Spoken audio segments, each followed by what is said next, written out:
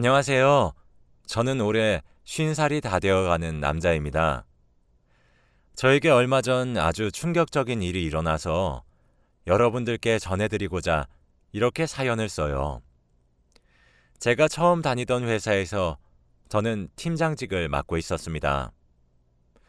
회사도 크고 직원도 많아서 안정적이었는데 갑자기 비리로 회사가 위태로워지고 말았죠. 결국 회사 직원 중 한 명이 이 일을 책임지고 사표를 내야 하는 상황까지 이르게 되었답니다.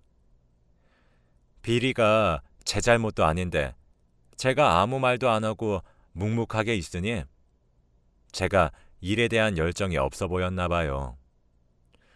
그래서 어쩌다 보니 제가 사표를 내게 되었답니다. 제 성격이 우유부단하고 조금 답답한 성격이에요. 남들이 부탁하는 거 거절도 못하고 하기 싫어도 잘하는 그런 성격이요.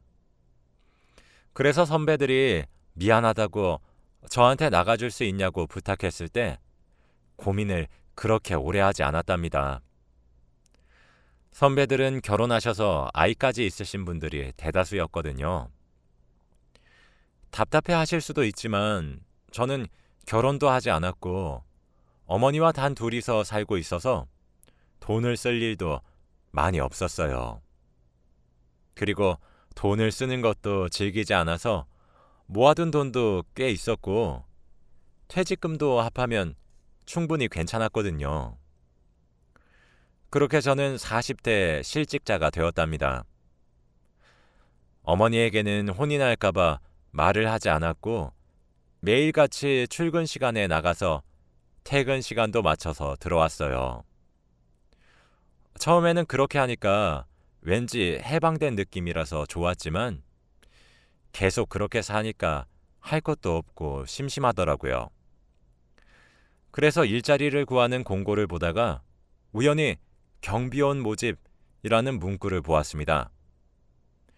제가 알고 있던 경비원은 하루 종일 경비실에 앉아서 동료들끼리 이야기만 나누고 건물 관리만 하는 간단한 일이라고 생각했어요. 그리고 모집한다는 말 옆에 젊은 연령층 우대라는 말까지 쓰여 있길래 안 할 이유가 없었습니다. 그래서 바로 전화를 걸었고 지금 당장 면접을 보러 오라길래 그 건물로 향했어요. 너무 크지도 작지도 않은 오피스텔이었고 거기를 관리하는 건 굉장히 쉬워 보였죠. 제 면접을 경비원분들이 해주시더라고요. 저는 건물주분과 이야기하는 줄 알았는데 경비원분들이 보니까 신기했습니다. 그런데 다들 60대 아저씨분들이었고 저를 보고는 젊은 친구가 와서 좋다며 바로 합격시켜 주시더라고요. 그리고 다음날 바로 경비원 일을 시작하게 되었답니다. 경비원들의 평균 나이는 아니었지만 그래도 잘 적응했고 경비원 아저씨분들과 친해지게 되었어요. 그리고 일도 어렵지 않았고 제가 나이가 거기서 어린 편이니 힘을 쓰는 일을 대부분 했던 것 같습니다. 딱히 돈을 벌기 위해서 했다기보다는 할 일이 없고 심심해서 한 것이기 때문에 만족했죠. 경비원 일을 한 지 딱 일주일 되는 날 사건이 터지고 말았어요. 제가 평일에 3번 정도 출근하니까 입주민들의 얼굴을 잘 기억 못합니다. 아직 적응하는 데 중점을 두고 해야 할 일이 너무 많았기 때문에 한 명 한 명 기억할 수 없었죠. 그런데 그때 오피스텔에서 누군가 동물을 데리고 들어오더라고요. 그곳은 동물을 키우는 것이 금지되어 있는데 아주 당당하게 강아지에게 목줄을 채우고 엘리베이터를 기다리고 계셨죠. 입주민이 아니라 놀러 오신 분인가 싶어서 그분에게 다가가 저기 저희 오피스텔에는 동물은 못 들어와요 라고 말했습니다. 그런데 그분은 당황하면서 네? 저 누군지 모르세요? 라고 하더라고요. 갑자기 무슨 말인가 싶어서 네, 강아지 데리고 오신 거 보니까 입주민 아니신 것 같은데 다른 사람들을 위해서라도 배려 부탁드릴게요. 라고 했죠. 아, 아저씨 처음 왔구나. 여기 경비원 교육 왜 이따위로 해? 그때 엘리베이터가 도착했고 막무가내로 강아지를 데리고 엘리베이터를 타려고 하길래 저는 그분이 잡고 있던 목줄을 잡고 안 돼요. 당장 나오세요. 라고 했답니다. 그 사람은 미쳤어? 우리 강아지 목줄에서 손 떼! 라고 하며 자기 강아지를 안고 우리 애기 많이 아팠어? 라고 하더라고요. 그러면서 저를 째려봤고 여기 경비원 교육을 무슨 이따위로 해? 내가 누군지 다른 사람들한테 물어봐. 그리고 입주민이 여기서 사는 동안 강아지 좀 키우겠다는데 경비가 무슨 상관이야? 우리 퍼피는 짖지도 않고 얼마나 순한 강아지인데. 그 사람은 막무가내로 강아지를 안은 채 엘리베이터를 탔고 맨 꼭대기층으로 가더라고요. 그 층은 저희 오피스텔에서 가장 비싼 집이었습니다. 경비실에 가서 오늘 겪은 상황을 다 말했더니 다들 저에게 에휴, 왜 하필 그 악덕한테 걸려서 그 새파랗게 어린 청년 싸가지가 없어. 아주 걸리면 죽을 때까지 따라다닌디야. 너 들어오기 전에 있던 애도 그 청년 때문에 나간 거 아니오. 이제 큰일 났다. 너 어쩔겨? 그 청년 성격 별로니까 건들지 말어. 그냥 무시허. 라고 하더군요. 그래도 규칙대로 해요. 에휴, 네가 건물주요? 건물주만 마음대로 할 수 있는겨. 그리고 건물주 할아버지는 요새 통 안 보이더라. 그 입주민을 건물주에게 말씀드려서 조치를 취해야 하는데 건물주 할아버지는 한동안 잘 오시다가 어느 순간부터 오시지 않으신대요. 경비원 아저씨들 말로는 아프시거나 돌아가신 것 같다고 했습니다. 아무튼 건물주 할아버지가 못 오시니까 조치를 취할 방법이 없었어요. 그래도 저는 강아지를 데리고 올 때마다 강아지 데리고 오면 안 된다고 말을 했어요. 그럴 때마다 그 사람은 저에게 욕을 내뱉으며 야, 너 내가 잘리게 할 수 있어. 밥줄 끊기고 싶지 않으면 다른 경비원처럼 가만히 짜져 있으라고. 라고 했고 제가 그래도 안 된다고 하니까 차마 입에 담을 수조차 없는 폭언을 퍼붓더라고요.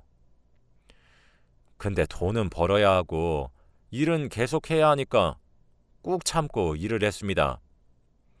그런데 그 청년은 제 앞을 지나가다가 다시 다가와서는 인사 안 해? 라고 하더군요. 경비원이 입주민에게 인사를 해야 하나요? 저는 무슨 말인지 모르겠다는 표정을 짓고 아무 말도 안 하고 있으니 난 아픈 사람 안 봐줘. 당장 90도로 허리 굽혀서 인사해. 안 그러면 또 나한테 혼난다. 라고 했습니다. 저는 끝까지 인사를 하지 않았더니 그 청년은 손가락으로 제 머리를 밀치면서 야, 너 일 똑바로 안 해? 여기 있는 경비원들 다 나한테 인사해. 내가 여기서 제일 비싼 집에 사는데 이 정도는 해야지. 내 관리비가 다 너희 월급이야. 어디서 이런 싸가지 없는 애를 데리고 와서는. 아휴. 청년의 말을 들으니 내가 왜 그런 말까지 들으면서 일하고 있는지 모르겠고 마음 같아서는 한 대만 딱 치고 당장 일을 관두고 싶더라고요. 이런 갑질을 인터넷으로만 봤지 실제로 당해보니까 말문이 턱 막히고 가슴에 무언가 응어리진 것처럼 답답했습니다. 청년의 갑질은 여기서 끝나지 않았어요. 깁스를 하고 거동이 불편한 저를 보고 자기 집에 가서 차키 좀 들고 와달라고 하는 건 기본이었고, 분리수거를 해주라고 하면서 저를 하인 취급했죠. 경비원이 이런 일까지 해야 하나요? 건물주 할아버지는 왜 이런 사람을 아직까지 이 집에서 살게 하는지 궁금했습니다. 저는 그 청년의 갑질을 도저히 참을 수 없었던 아주 큰 사건이 하나 있었는데, 그 사건을 계기로 저는 경비원 일을 그만두게 되었어요. 그 남자는 사생활이 많이 문란한 듯 보였는데 그 남자의 집으로 가는 여자들이 한두 명이 아니었습니다. 그런데 그 여자들도 바람을 피우고 있다는 사실을 알고 있는지 저에게 다가와서 방금 누가 그 집에 들어갔는지 확인하게 엘리베이터 CCTV 좀 확인할게요. 라고 하면서 자기네들 증거를 모으는데 저를 이용했습니다. 그런데 함부로 CCTV 자료를 주면 안 되었기에 절대 보여줄 수 없고 개인정보라서 허락을 받아야 한다고 규칙대로 말을 했죠. 그렇게 말을 하면 한 5명 중에 4명은 알겠습니다 하고 가는데 딱 한 여자가 고집이 굉장히 셌어요. 제가 아무리 해도 안 된다고 그냥 가라고 하니까 갑자기 저를 오빠 라고 부르면서 저에게 팔짱을 끼고 달라붙더라고요. 오빠, 내가 딱 한 번만 부탁할게. 응? 내 남자친구가 다른 여자 만나는 것 같아서 그래. 내가 이번에 잘 해결되면 거하게 한턱 쏠게. 응? 자기 아빠 뻘되는 저한테 오빠라고 하다니요. 그 여자를 보니까 더 자료를 넘겨주기 싫었고 팔짱을 낀 팔을 빼려고 하니까 더 힘을 주면서 달라붙더라고요. 그런데 그때 야, 뭐 하는 짓이야? 라고 하며 멀리서 그 청년이 나타났습니다. 제 옆에 붙어있던 여자는 너무 놀라서 팔을 급하게 빼버렸고 청년이 성큼성큼 걸어왔죠. 청년은 오자마자 저에게 주먹질을 하면서 너 미쳤어? 내 여자친구를 넘봐? 라고 하더라고요. 이 상황이 너무 억울해서 지금까지 있었던 일을 다 말했습니다. 그리고 여자에게 제대로 말하라고 눈빛을 보냈죠. 청년은 여자에게 저놈 말 사실이야? 라고 물었는데 그 여자는 제 눈을 피했고 무슨 소리야? 저 아저씨가 나한테 달라붙은 거야. 라고 말을 해버리더라고요. 여자의 말이 끝나자마자 청년은 저의 멱살을 잡고 구석진 곳으로 끌고 가서 무자비하게 폭행했습니다. 정말 이러다가 죽겠다 싶을 정도로 맞았어요. 제가 맞을 동안 그 여자는 쳐다보기만 하더군요. 너무 억울하고 화가 나서 더 이상 이 일을 하기 싫었습니다. 그래서 바로 사표를 내고 집으로 돌아갔어요. 집에 가니 저희 어머니가 있었고 피투성이인 저를 보고는 도대체 무슨 일이냐고 울면서 물어보더라고요. 제가 직장을 관둔 것도 모르시는 어머니에게 결국 처음부터 끝까지 모든 이야기를 다 전했습니다. 비리 때문에 사표를 냈고 경비원 일을 했는데 갑질을 심하게 당한 것들 전부 다요. 말하면서 눈물이 끊임없이 흘렀고 어머니도 너무 미안하다며 저를 꼭 안아주셨어요. 저와 어머니가 둘 다 진정이 되고 난 후 갑자기 어머니가 내가 너한테 말을 못한 게 하나 있다 라고 하는 겁니다. 그러면서 사실 내 나이가 이제 80이 넘었고 세상을 떠날 날이 얼마 남지 않아서 지금 말하지 않으면 말할 수 없을 것 같구나. 사실 너희 아버지가 돌아가시기 전에 하나 남겨놓으신 게 있어. 사실은 아버지가 너 일자리 잃었을 때 주라며 건물을 하나 남겨놓으셨다.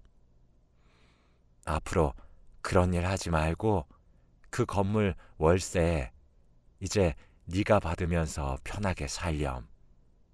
이라고 하면서 종이 한 장을 주셨고 거기에는 건물 명의가 저로 되어 있었습니다. 그리고 더 놀라운 건 그 건물이 바로 제가 경비원으로 일하던 오피스텔이었어요. 저는 살아생전에 아버지에게 건물이 있는지도 몰랐는데 어머니는 저에게 작은 건물이라 미안하단다 라고 하셨습니다. 작은 오피스텔이었지만 저에게는 너무 크게 느껴졌고 이제 제 거라는 것이 도저히 믿기지가 않더라고요. 경비원 아저씨들이 주인 할아버지가 요즘 도통 안 나온다고 했던 게 바로 아버지가 돌아가셔서 못 나오신 거였습니다. 저는 이 상황이 꿈인지 생신지 현실 파악이 되지 않으면서 믿기지 않았죠. 그때 딱 머릿속에 스쳐 지나가는 입주자가 생각이 나면서 건물주만 그 사람을 쫓아낼 수 있다는 말이 생각났고 저는 그 청년에게 복수를 하기로 마음을 먹었어요. 저는 상처를 치료하고 회복하는데 몇 달이 걸렸고 몇 달 뒤 그 오피스텔로 갔습니다. 그곳에 가니 같이 일하던 경비원 아저씨들이 저를 반겨주시더라고요. 아이고, 웬일이야. 오랜만이네. 안녕하세요. 그동안 별일 없었죠? 뭐 별일이야. 얼마 전에 그 제일 위층 청년 때문에 또 난리였지. 왜요? 글쎄, 네가 나가고 새 경비원을 다시 뽑았는데 그 청년 자동차가 이상한 곳에 주차되어 있어서 다른 곳에 주차하라고 하니까 그 경비원 얼굴에다가 냅다 침을 뱉었지 뭐야. 근데 그 경비원은 경찰에 신고를 해버렸어. 그래서 난리가 났지 뭐. 어떻게 사람 얼굴에 침을 뱉을 수 있나요? 경비원 아저씨의 말을 계속 들어보니 그 청년은 경찰에게 끌려가는 동안에도 계속 새로운 경비원에게 욕을 하면서 내가 너 자를 거야 라고 했대요. 그리고 얼마 뒤에 한 노부부가 오셔서 새로운 경비원에게 사과를 했다고 합니다. 그 노부부는 청년의 부모님이고 애가 워낙 별나서 자기네들은 반지하에 사는데 애는 이런 비싼 곳에서 산다고 하더군요. 무슨 이런 사람이 다 있나요? 청년의 부모는 돈을 벌면 다 여기 월세랑 용돈으로 다 들어가고 자기네들은 매일 라면에 물만 먹고 산다고 하더군요. 저는 그 말을 듣고 더 화가 치밀어 올랐습니다. 그때 마침 제가 오기 전에 불렀던 이삿짐 센터 아저씨들이 도착했어요. 그분들에게 청년 집에 있는 짐들을 다 빼서 용달차에 실어달라고 했습니다.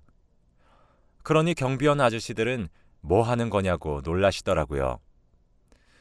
그때 저는 어머니에게 받은 건물주 명의가 저로 되어 있는 종이를 그분들에게 보여주었어요. 경비원 아저씨들은 헉하고 놀라셨고 설마 그 건물주 할아버지 아들이 저냐고 물어보시는 겁니다. 저는 맞다고 했고 짐들을 다 내놓기 시작했죠. 몇 시간 동안 뺀 끝에 용달차에 청년의 짐이 가득하게 실어져 있었고 그 청년이 돌아오기만을 기다렸습니다. 얼마 지나지 않아 청년은 밖에 용달차에 실어져 있던 자기 짐을 봤는지 화를 불같이 내면서 찾아오더라고요. 너 뭔데 내 짐을 저렇게 다 빼? 너 내가 신고할 거야. 건물주는 뭐 하는데 입주자가 이런 일을 당하고 있는데도 안 나타나? 건물주 누구야? 라고 했죠. 저는 그때 건물주 여기 있네. 네 앞에 라고 했습니다. 청년은 웃으면서 내가 지금 장난할 것처럼 보이니? 아저씨, 빨리 건물주 할아버지 불러주세요. 라고 했습니다. 저는 다시 그 종이를 그 청년에게 보여주었고 이 오피스텔의 주인이 저인 것을 확인하고는 얼굴이 사색이 되었죠. 너 문서 조작했냐? 네가 왜... 건물주만 네 짐을 뺄 수 있다고 하지 않았나? 청년은 놀라면서 주저앉았고 멍하니 바닥만 쳐다보았죠. 아니야, 이럴 순 없어. 어떻게 네가... 저는 경찰에 그를 신고했습니다. 저를 폭행하고 갑질한 죄로 신고했고 얼마 지나지 않아서 감옥으로 가게 되었어요. 솔직히 청년의 부모님들이 찾아와서 한 번만 봐달라고 비셨지만 청년을 위해서라도 감옥 가서 제대로 벌 받아야 한다고 말씀드렸습니다. 마음의 상처는 아물지 않았지만 그래도 지금은 통쾌해요. 평생 밑바닥 인생을 살아야 하나 싶었는데 아버지가 남기고 간 재산 덕분에 한순간에 복수를 할 수 있었습니다.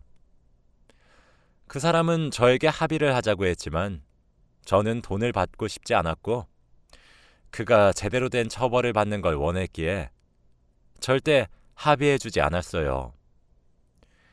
그 뒤로 건물에 자주 가서 경비원 아저씨들과 수다도 떨고 입주민들 관리도 열심히 하면서 살고 있습니다.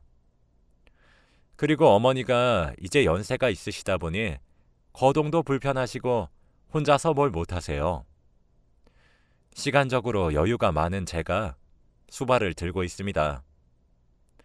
나이가 50이 다 되어서 이제 인생이 피고 있는 것 같네요. 여러분들도 혹시 주위 사람에게 못되게 행동하고 있다면 당장 그만두세요.